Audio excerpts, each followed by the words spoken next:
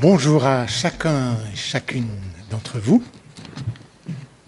Le week-end passé, nous avons vécu un week-end d'église. Nous étions ensemble sur la montagne. C'était beau, joyeux, varié, mais tous n'ont pas pu y participer. Cette semaine, nous avons vécu une semaine de jeûne et de prière. C'était beau, je ne dirais pas que c'était joyeux et varié, mais c'était bien quand même. On s'est retrouvés ici, plusieurs, chaque jour, à midi, le soir, mais tout le monde ne pouvait pas y participer. Et donc c'est beau que ce matin, nous soyons rassemblés pour le culte, pour 2 cultes successifs, alors que vous soyez ici exceptionnellement, ou régulièrement, ou occasionnellement, eh bien, soyez bienvenus. Sachez-vous accueillis par le Seigneur, par Dieu d'abord, et puis par la communauté. Que la grâce et la paix nous soient données de la part de Dieu, notre Père, et du Seigneur Jésus-Christ. Je vous invite à prier. Seigneur, c'est bon d'être devant toi, c'est bon d'être accueilli par toi, c'est bon de savoir que c'est toi qui as préparé toutes choses pour nous, dès la fondation du monde, mais aussi dans cette journée. C'est toi qui nous as donné de nous réveiller ce matin. C'est toi qui nous accueilles ici. C'est toi qui as accueilli, qui a préparé, qui a accompli notre salut en Jésus. Et c'est pourquoi nous voulons te louer et te célébrer.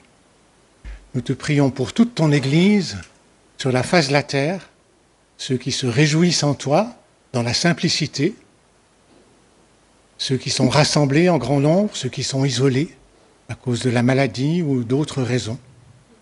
Et nous te prions spécialement pour ceux qui sont persécutés ou menacés à cause de leur foi en toi. Et nous te prions de les bénir, de les fortifier, de les garder debout, de les encourager et de les soutenir jour après jour dans leurs épreuves. Merci Seigneur pour ta bonté, ta fidélité, ta grâce de chaque jour. Amen.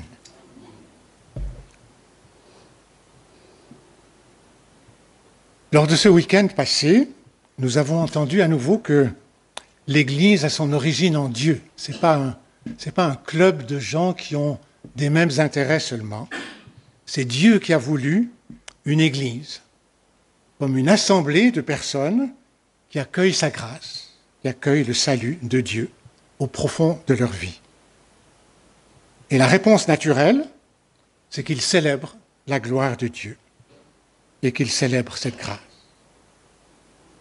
Cette célébration, cette adoration, elle est focalisée sur Jésus.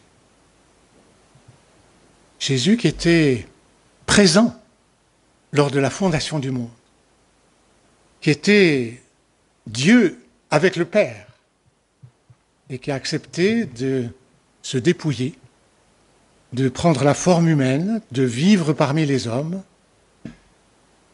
d'être humilié, d'être mal jugé et d'être mis à mort à cause de nos péchés. Christ est mort, mais par la puissance de l'Esprit Saint, il est ressuscité. Il est monté aux cieux, il s'est assis à la droite de Dieu, il a répandu son esprit, et par cet esprit, il habite en nous. Du ciel, il reviendra bientôt, il jugera les vivants et les morts. Et cette adoration que nous apportons à Jésus, nous avons vu dans ce week-end aussi qu'il faut qu'elle nous transforme. Elle transforme notre vie profonde, personnelle, intime, intérieure, et puis nos relations familiales, sociales, professionnelles. Eh bien, cette adoration, c'est ce que nous voulons faire maintenant, ensemble, par des chants et des prières. Comme chaque année durant le mois de novembre, aujourd'hui a lieu le dimanche de l'Église persécutée. Les églises qui participent à cette action ont le choix entre le 2e et le 3e dimanche de ce mois de novembre. Remarquez que pour les églises qui le souhaitent, il n'y a aucune contre-indication à organiser d'autres actions à d'autres moments pour manifester notre soutien à l'Église persécutée.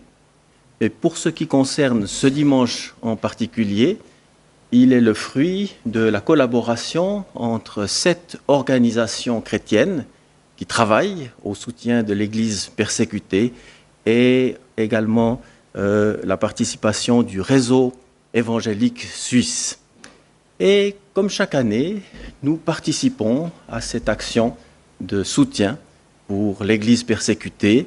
Le but est de parler de l'Église persécutée, de la soutenir, de prier pour cette Église et puis de partager aussi un peu de nos ressources financières. Et il m'est arrivé à plusieurs occasions de reprendre simplement la prédication qui est proposée par les organisateurs pour cette journée. Mais cette année, ce n'est pas le cas pour une raison très simple, c'est que le thème sur lequel on s'est arrêté ces derniers temps, que ce soit dans le week-end d'église qu'on a vécu le week-end passé ou dans quelques-uns des messages partagés avec vous durant ces dimanches, ce thème était celui de l'Église. Et aujourd'hui, on va aborder encore ce thème sous un angle qui, je crois, s'accorde tout à fait avec la question de l'Église persécutée et vous n'aurez aucune difficulté à comprendre pourquoi.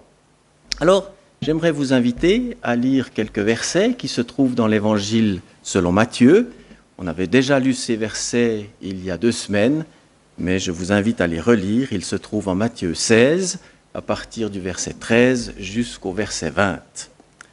Matthieu 16, 13 à 20. Jésus, arrivé sur le territoire de Césarée de Philippe, posa cette question à ses disciples. « Au dire des gens, qui suis-je, moi, le Fils de l'homme » Ils répondirent, les uns disent Jean-Baptiste, d'autres Élie, d'autres Jérémie ou l'un des prophètes. Mais vous, leur dit-il, qui dites-vous que je suis ? Pierre, Simon-Pierre répondit, tu es le Christ, le Fils du Dieu vivant. Jésus reprit la parole et lui dit, tu es heureux, Simon, fils de Jonas, car ce ne sont pas la chair et le sang qui t'ont révélé cela, mais mon Père qui est dans les cieux. Et moi je te dis que tu es Pierre, et que sur cette pierre je bâtirai mon église, et que les portes du séjour des morts ne prévaudront pas contre elle. Je te donnerai les clés du royaume des cieux. Ce que tu lieras sur la terre sera lié dans les cieux, et ce que tu délieras sur la terre sera délié dans les cieux. Alors, il le recommanda sévèrement aux disciples de ne dire à personne qu'il était le Christ. Durant le message que j'ai partagé avec vous il y a 2 semaines maintenant, on s'était arrêté principalement sur la question de la pierre. Jésus dit à Pierre, tu es Pierre, et sur cette pierre, je bâtirai mon église. Et nous avons vu que si tout au long de l'histoire, les chrétiens avaient été assez unanimes sur la question, à savoir qu'est-ce ou qui est cette pierre, ils n'étaient pas unanimes sur la réponse. Et qu'il y avait globalement 3 interprétations principales sur la question de cette pierre. L'une d'entre elles va dans le sens de dire que la pierre en question, c'est l'apôtre Pierre en personne. Une autre interprétation dit non, ce n'est pas l'apôtre Pierre, mais c'est sa confession, c'est-à-dire lorsqu'il a dit « Tu es le Christ, le Fils du Dieu vivant », c'est cela la pierre sur laquelle l'Église est construite. Et une 3e interprétation qui va dans le sens de dire c'est Jésus lui-même qui est cette pierre. Et je vous disais à cette occasion que pour moi, c'est cette 3e interprétation qui l'emporte sur les autres. Alors je joue un peu la sécurité parce que de toute façon, quand on choisit Jésus, on ne se trompe jamais. C'est en effet le Seigneur, c'est Jésus qui construit son Église. Maintenant, s'il y a eu divergence d'interprétation sur la question de la pierre, là où tout le monde est d'accord et discerne exactement la même réponse, c'est sur qui est le bâtisseur. Et là, les choses sont claires et limpides comme de l'eau de roche, parce que Jésus dit qui est ce bâtisseur, et il le dit en toutes lettres, « Je bâtirai mon Église ».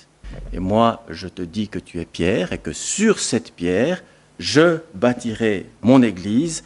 Et à partir de là, il n'y a absolument aucun doute possible, c'est bien le Seigneur, Jésus lui-même, qui bâtit son Église. J'ai connu, il y a bien longtemps maintenant, un serviteur de Dieu que j'ai un peu perdu de vue par la suite. Et notre homme, lorsqu'il était jeune, dans le ministère, exerçait le ministère pastoral avec beaucoup de savoir-faire, avec beaucoup de talent, ce qu'il a d'ailleurs continué de faire par la suite. Mais il exerçait cela avec beaucoup de savoir-faire, beaucoup de talent, ce qui fait que ce qu'il entreprenait dans l'Église, dans son travail, réussissait. Mais un jour, le Seigneur lui a parlé dans son cœur. Alors, je vous livre les choses telles que j'en ai le souvenir.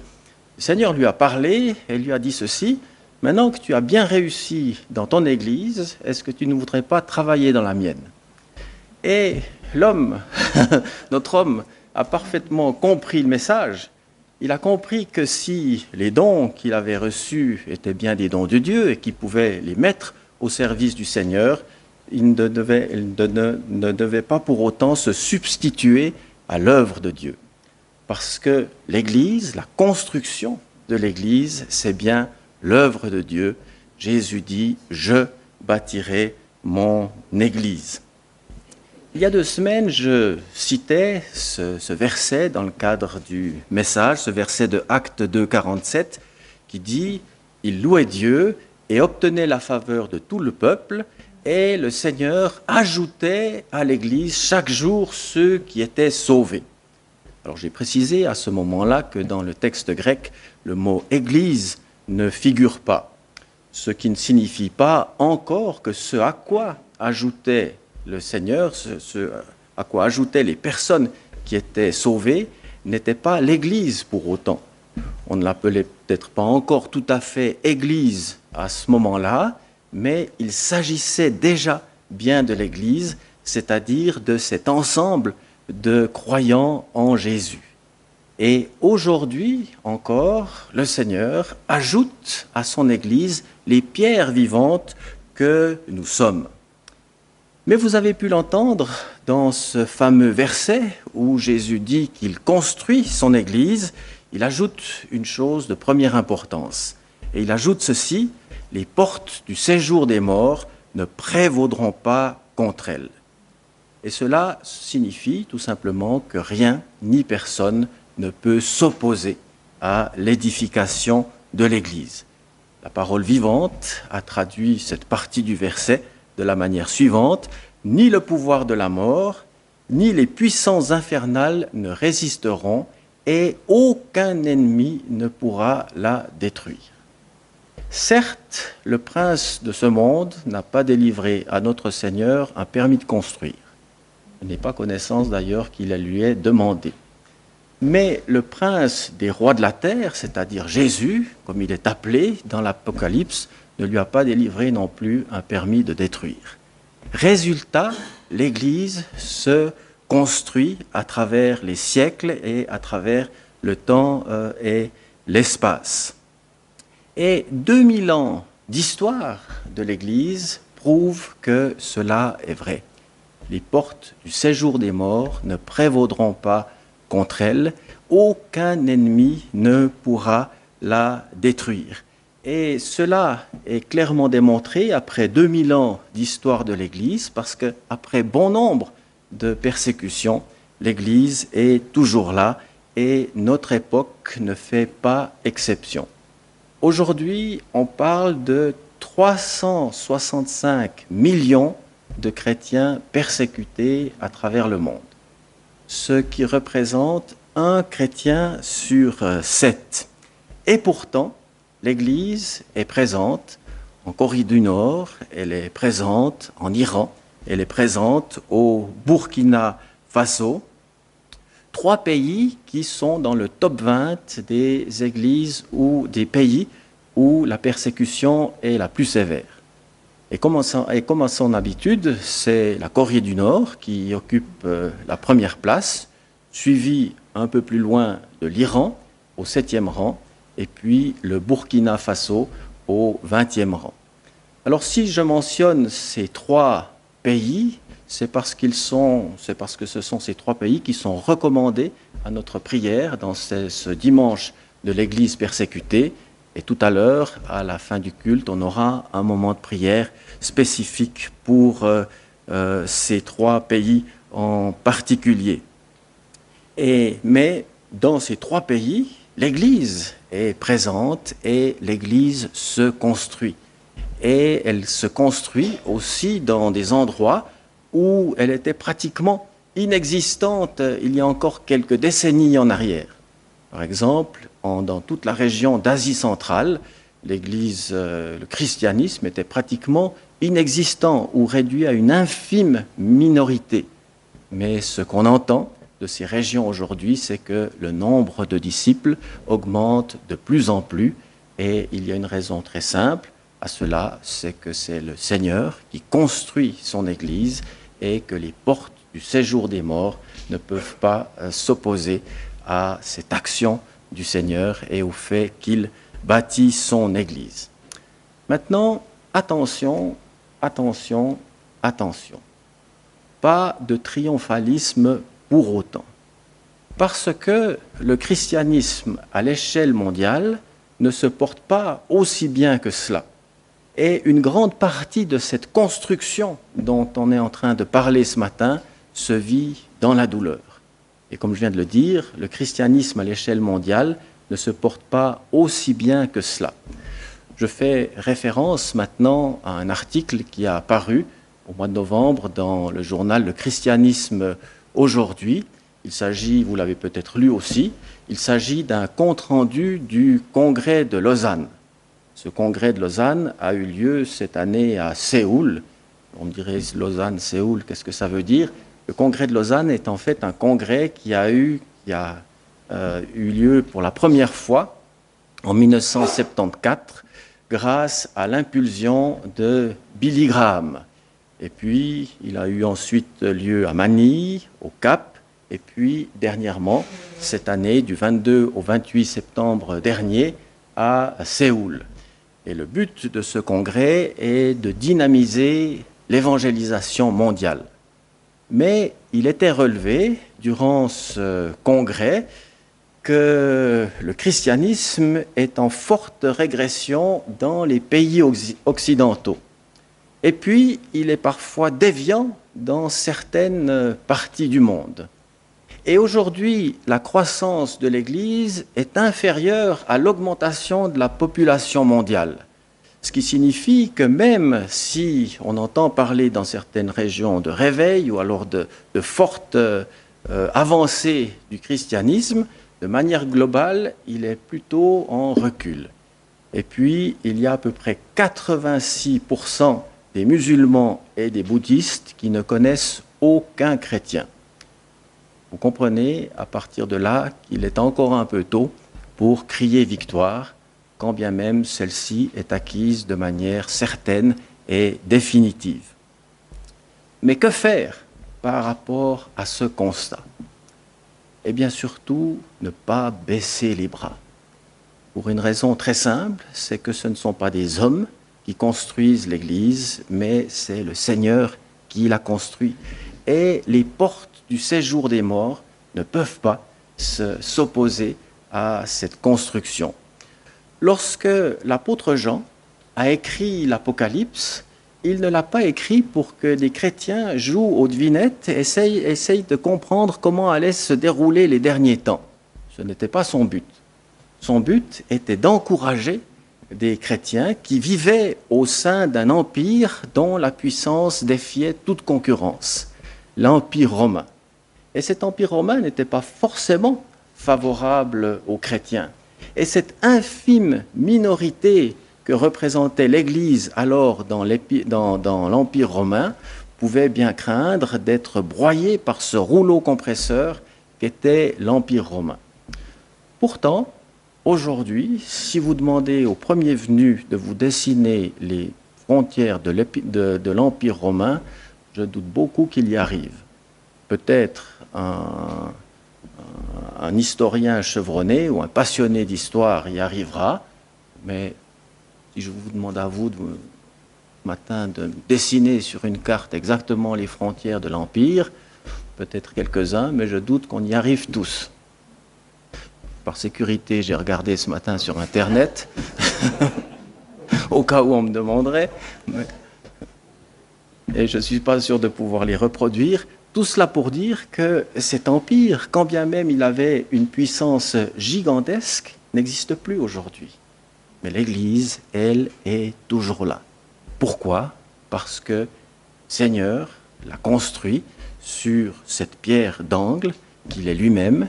Il bâtit son Église et les portes du séjour des morts ne prévaudront pas contre elle. Et celui qui bâtit son Église porte ce nom qui est au-dessus de tout nom, ce nom devant lequel tout genou fléchira, dans le ciel, sur la terre et sous la terre, et toute langue le confessera à la gloire de Dieu le Père. Ce nom, c'est le nom de Jésus-Christ. Amen. Je vous invite à quelques instants de silence, et puis je prierai. Ensuite, c'est Danilo qui continuera pour la présidence du culte. Seigneur, nous bénissons ton nom, parce que c'est toi qui bâtis, c'est toi qui construis ton Église. Et si les chrétiens des premiers siècles pouvaient peut-être avoir des doutes sur l'avenir de l'Église, nous aujourd'hui, en 2024, nous n'avons plus de doute à avoir parce que nous avons 2000 ans d'histoire qui démontrent que c'est toi qui construis et que les portes du séjour des morts ne peuvent rien contre ce que toi tu bâtis, contre ce que toi tu construis.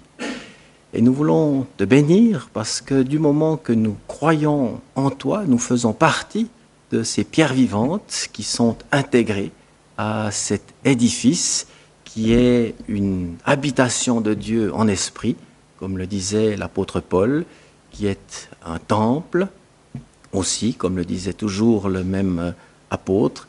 Et nous bénissons ton nom, Seigneur, parce que ce temple est là pour rendre gloire à ton nom et pour témoigner de ce que tu as accompli pour nous. Tu es venu, tu as donné ta vie, tu es mort, tu es ressuscité, tu es monté aux cieux et tu reviens bientôt pour juger les vivants et les morts.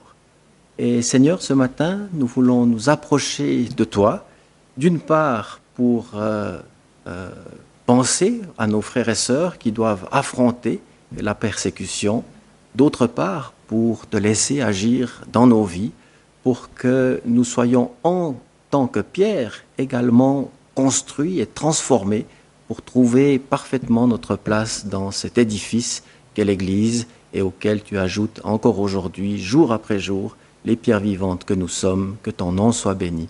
Amen. Nous te bénissons, Seigneur, pour ta fidélité. Nous te bénissons pour le salut. Nous te bénissons pour l'Esprit Saint que tu as répandu et qui habite dans nos cœurs. Nous te prions que nous demeurions en toi dans cette journée et dans chaque jour que tu nous donnes. Amen. Je vais vous donner maintenant les annonces concernant la vie de l'Église.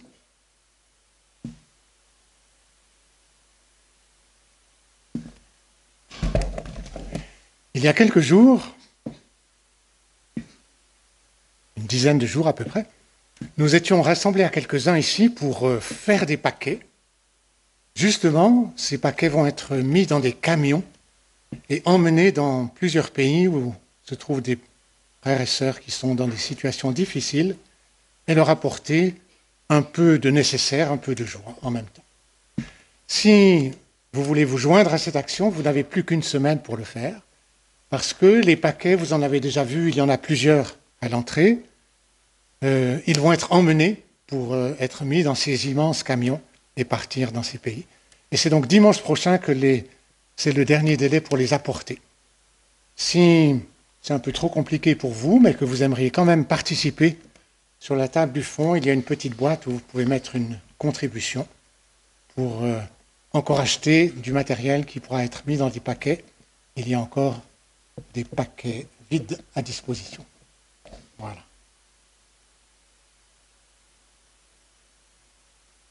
Ça donne le temps aux annonces de paraître. Donc mardi 12 novembre, il y a une réunion de prière. Et mercredi, le cours est annulé.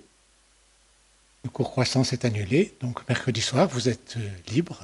Vous pouvez prier, vous pouvez écouter de la belle musique, vous pouvez lire la parole, vous pouvez vous rassembler.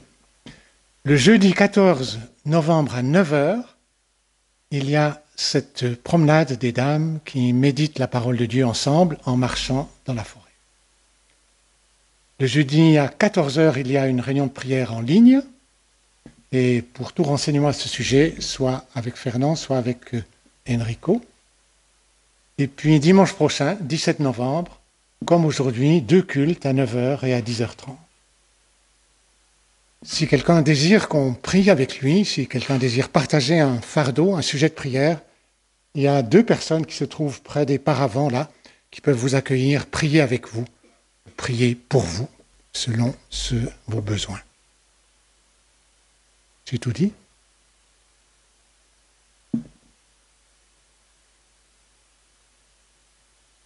Oui, c'est vrai, je ne vais pas vous congédier. On va prier maintenant pour l'Église et c'est Fernand qui va nous conduire. Voilà, comme vous avez pu l'entendre, c'est le dimanche de l'Église persécutée et dans le cadre de ce dimanche, en général, il y a 3 pays qui sont proposés à la prière des églises. Alors, on va le faire maintenant. Comme je le disais, les 3 pays sont la Corée du Nord, l'Iran et le Burkina Faso. Alors, on va procéder de la manière suivante. Ça ne va pas prendre beaucoup de temps parce que voilà, les prières montent vers le ciel, le Seigneur les entend. On va se mettre debout et puis vous pouvez regarder, en fait, lire, prendre le temps de lire, choisir parmi les différents sujets proposés celui que vous avez le plus à cœur et puis tout simplement prier. Et quand je donne le signal, on élève la voix tous ensemble et puis on prie. Voilà.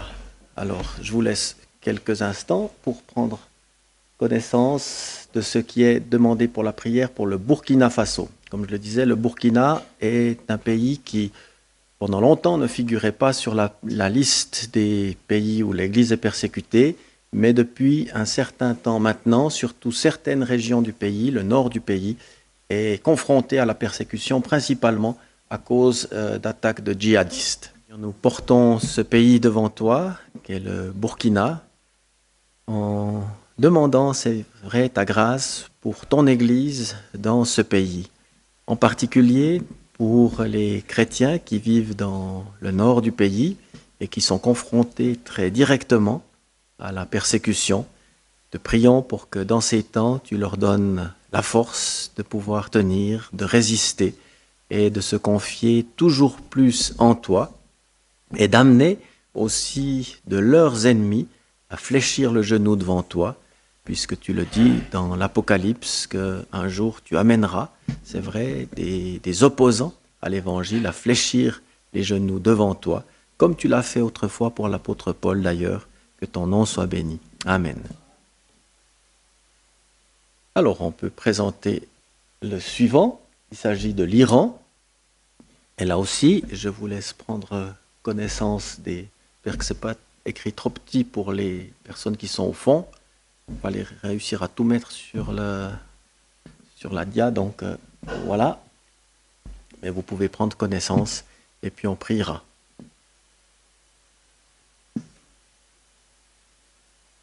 Seigneur, c'est vrai, nous invoquons ton nom pour ton Église en Iran. dont on sait qu'elle doit faire face à une rude persécution. Mais nous te prions, Seigneur, parce que c'est toi qui construis, c'est toi qui bâtis, et nous croyons, Seigneur, comme nous l'avons lu et médité, que les portes du séjour des morts ne peuvent rien contre ton Église. Et nous te prions pour que dans ce pays, elle puisse se fortifier aussi, qu'elle puisse aller de l'avant et qu'elle puisse toujours rendre témoignage de toi, de manière à ce que dans ce pays, tu puisses encore et aussi ajouter chaque jour à l'Église ceux qui sont sauvés, parce que nous croyons, Seigneur, que ton désir est toujours le même, c'est de sauver, c'est de racheter, c'est de construire et de bâtir ton Église. Amen. Voilà, et le troisième pays recommandé à notre prière est la Corée du Nord.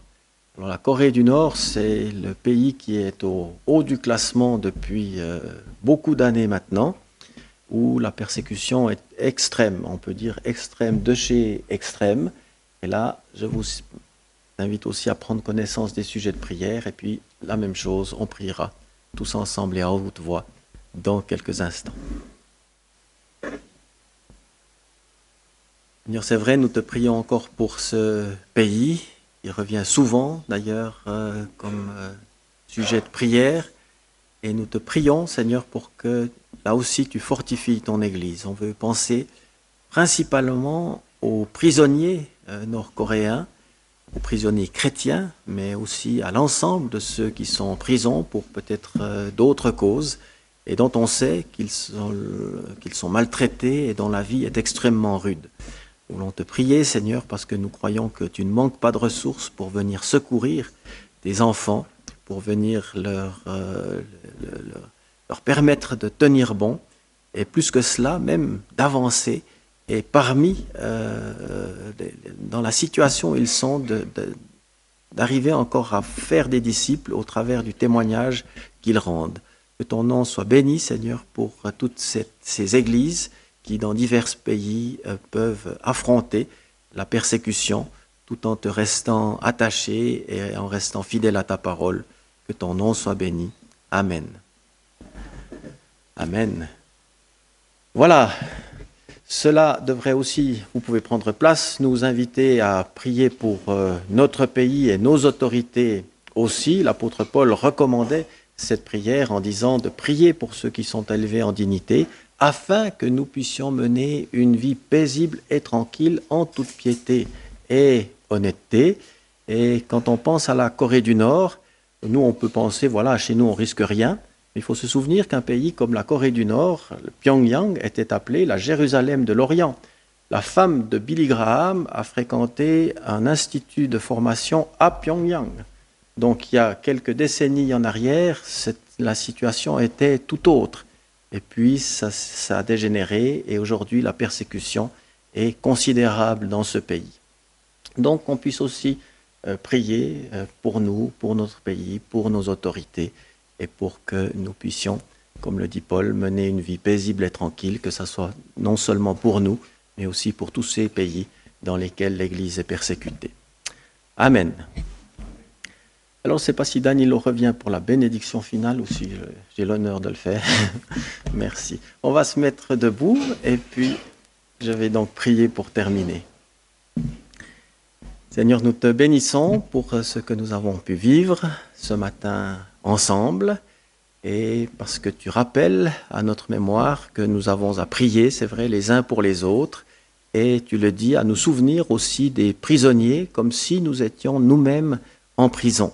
Alors c'est ce que nous avons fait bien modestement dans ces instants de prière en particulier, mais nous nous tournons vers toi parce que nous savons que c'est de toi que vient la paix et que c'est de toi que vient la sécurité également. Nous voulons nous recommander à ta grâce et alors que tu nous envoies dans ce monde comme tes témoins, te demander que tu demeures avec chacune et chacun et que ta grâce et ta paix puissent accompagner chacune, chacun par Jésus-Christ, notre Seigneur. Amen. Je vous souhaite une bonne fin de matinée et à tout bientôt.